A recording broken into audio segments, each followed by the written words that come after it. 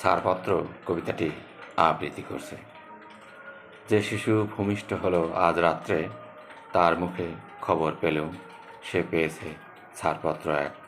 নতুন বিশ্বের দ্বারে তাই ব্যক্ত করে অধিকার জন্মমাত্র সুতীব্র চিৎকারে। খর্বদেহ নিঃসহায়, তবু তার মুষ্টিবদ্ধ হাত উত্তোলিত, উদ্ভাসিত কি এক দুর্বোধ্য প্রতিজ্ঞায়। সে ভাষা বোঝে না কেউ, কেউ হাসে, কেউ করে মৃদু তিরস্কার। আমি কিন্তু মনে মনে বুঝেছি সে ভাষা। পেয়েছি নতুন চিঠি আসন্ন যুগে, পরিচয়পত্র পড়ি ভূমিষ্ঠ শিশুর অস্পষ্ট কুয়াশা ভরা চোখে।